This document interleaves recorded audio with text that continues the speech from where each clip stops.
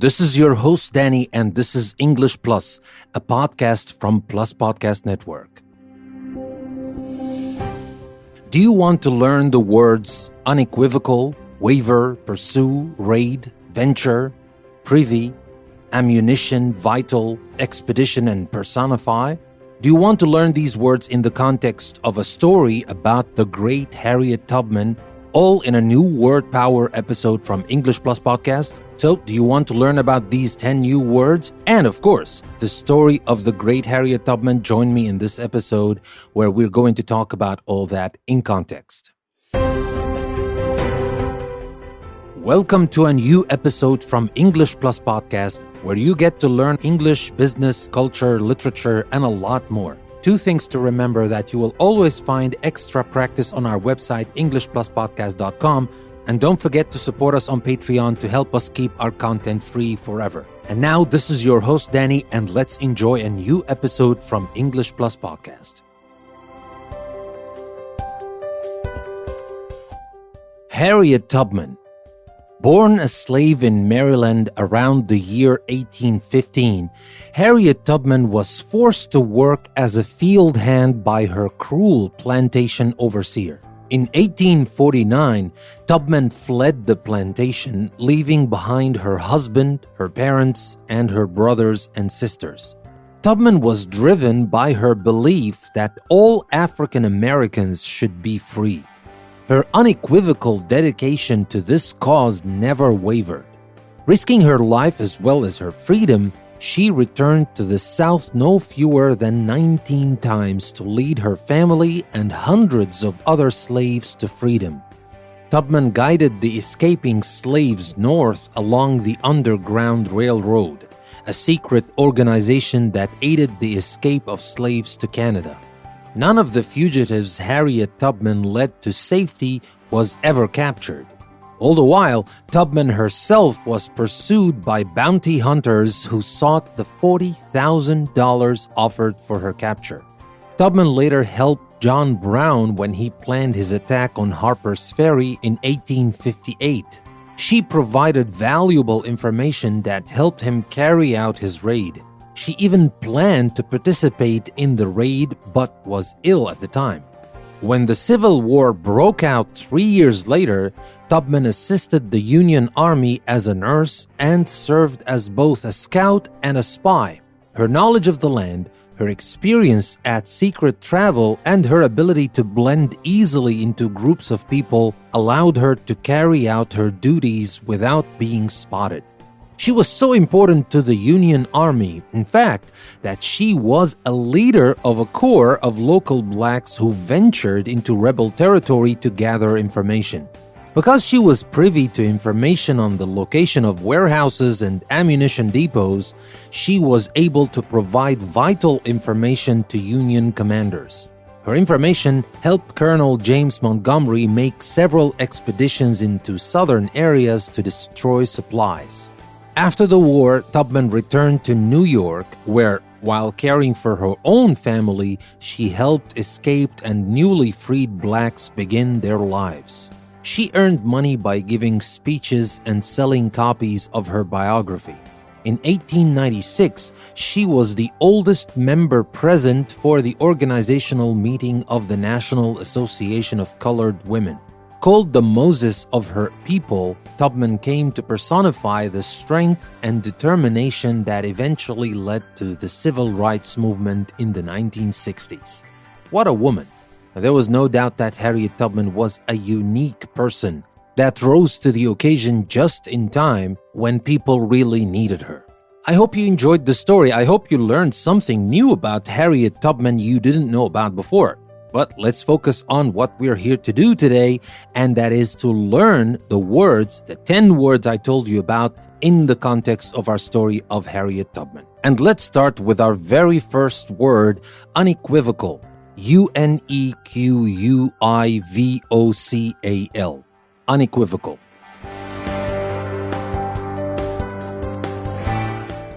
Now let's see how we use this word in context.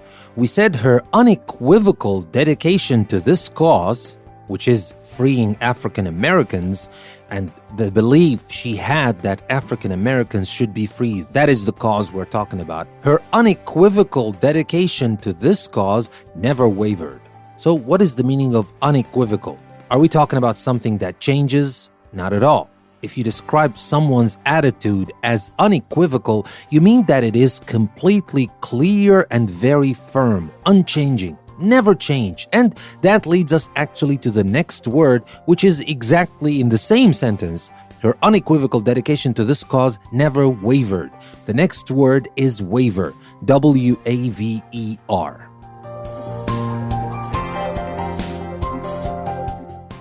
So what is the meaning of waiver? And here we said never wavered. It was just used in negative. Now, if you waver, you cannot decide about something or you consider changing your mind about something. That is when you waver. It's like when you hesitate or when you are irresolute. But that was not the case for Harriet Tubman. Her unequivocal dedication to the cause never wavered. She was never hesitant. She never hesitated. She was always resolute. She knew exactly what she wanted. And the cause, in her mind, her dedication to the cause never wavered. And that was our second word. Now let's move on and talk about the third word, pursue. And that is P-U-R-S-U-E, pursue.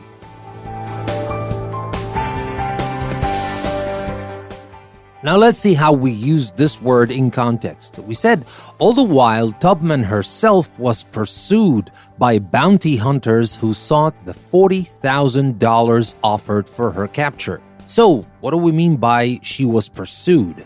Now, if you pursue a person, vehicle, or animal, you follow them, usually in order to catch them. So, people followed her and they wanted to catch her, to get the bounty, of course. These were the bounty hunters.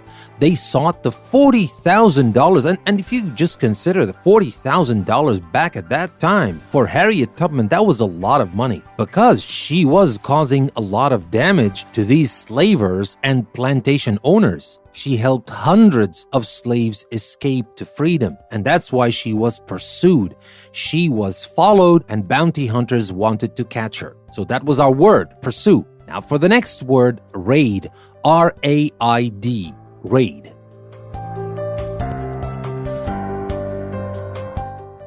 Now let's see how we use that in context. Now we said that she helped John Brown when he planned his attack on Harper's Ferry in 1858. She provided valuable information that helped him carry out his raid.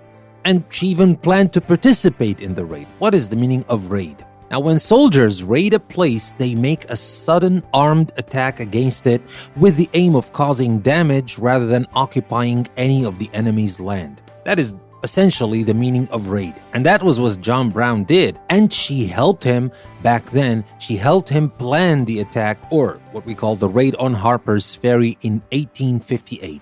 So that was raid. Now let's move on and talk about the next word, and that is venture. V-E-N-T-U-R-E, venture.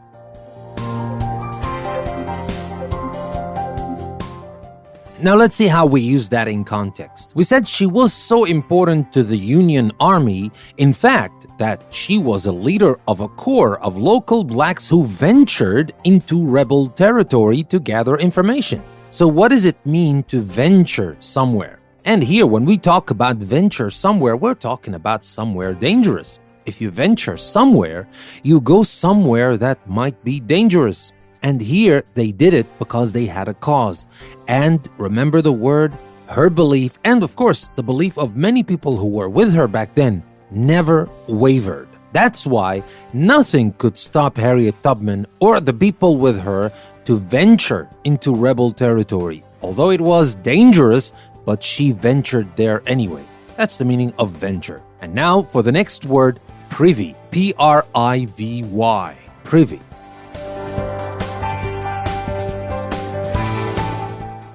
Now let's see how we use that in context. We said because she was privy to information on the locations of warehouses and ammunition depots, she was able to provide vital information to Union commanders. Actually, here we have three words we will talk about: privy, ammunition, and vital. But let's start with privy. So she was privy to information. What does that mean? If you are privy to something secret, you have been allowed to know about it. You are in the know. You are informed. You are aware of something.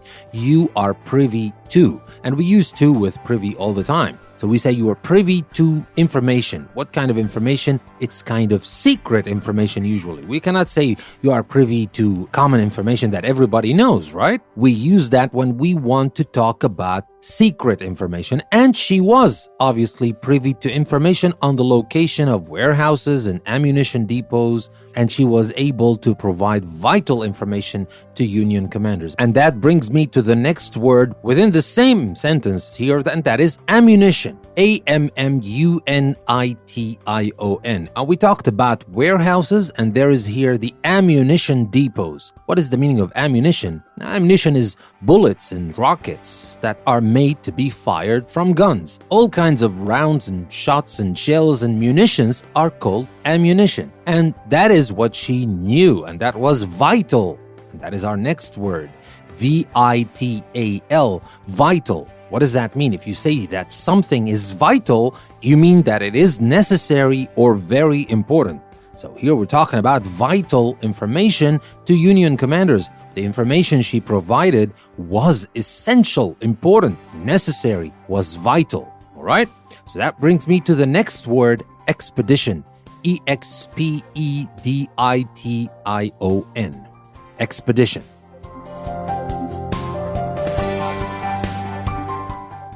Now let's see how we use this in context. Now we talked about the vital information she provided to Union commanders, and here we continued on and said that her information helped Colonel James Montgomery make several expeditions into southern areas to destroy supplies. What do we mean by expeditions here? An expedition is an organized journey that is made for a particular purpose, such as exploration. It's like a journey or a mission or voyage. Now here, it's more like a mission because we're talking about a mission to destroy supplies. So that is an army thing. We can use expedition here. We can use expedition in scientific contexts as well, like when we say an expedition to the North Pole, to the South Pole, to a mountain, to discover a place, to do some science, etc. That is an expedition as well. But remember, we're talking about an organized journey. It's not just like going on vacation or something. No, it's an organized journey for a purpose, for a particular purpose.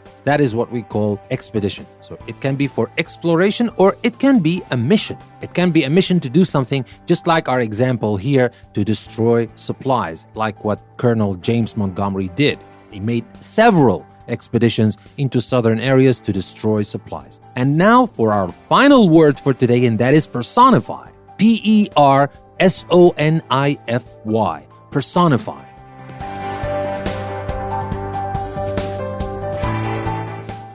Now let's see how we use that in context. Now, we said that she was called the Moses of her people. And you know what Moses did. If you don't know, it's simply that he led his people to freedom. From Egypt, where they were enslaved by the Egyptians, he led his people to freedom, and that is exactly what Harriet Tubman did. She did the same thing. Of course, in a different time, on a different scale, but it's kind of the same thing, and that's why they called her the Moses of her people. And here we said, Tubman came to personify the strength and determination that eventually led to the civil rights movement in the 1960s. She personified this strength. What does that mean? If you say that someone personifies a particular thing or quality, you mean that they seem to be a perfect example of that thing, or to have it. To have that, to be the embodiment of that, to embody this thing, to represent this thing, to express this thing, to personify. That is the meaning of personify. And let me remind you again quickly that we talked about 10 words in the context of our story today about Harriet Tubman. We talked about unequivocal, waiver, pursue, raid, venture, privy, ammunition, vital, expedition, and personify.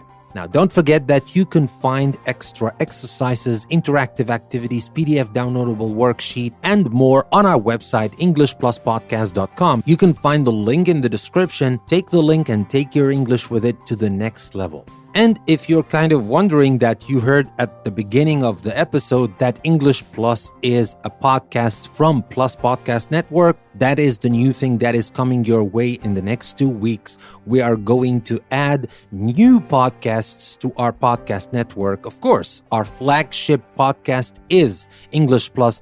And don't worry, it will stay the same. It will be free as it has always been, and it will always be. And I'm not taking anything away from English Plus. Actually, we're adding things to it. We're adding free podcasts and some premium podcasts. I'll be talking more about that in the episodes to come to tell you how you can find the channel, which is going to be Plus Podcast Network, which will include more than 12 podcasts talking about a variety of topics, from education to fiction to arts and culture to business, history, science, and more. So, 2 things to remember. Don't forget to take your English and use the things you've learned by practicing them, and we've got you covered. Everything you need is on our website. Actually, the link will take you to the custom post we created for this episode with all the interactive activities and everything you need. The PDF downloadable worksheet, everything. Take the link and practice using those words because you don't want to forget them. You want to add them to your active vocabulary bank, right? And the only way to do that is by practicing these words. And another thing, of course, if you would like to support English Plus, you can take the other link that will take you to our Patreon page where you can support English Plus. And by the way, talking about Patreon is going to be one of the main ways you can have access to all our premium podcasts in Plus Podcast Network. But I will be talking more about that later. I will give you more details, and I will be talking about the new podcasts that will be added to the network so that you know what we're going to include in our Plus Podcast Network. Now, with that being said, this is your host, Danny. I would like to thank you very much for listening to another episode from English Plus Podcast. I will see you next time.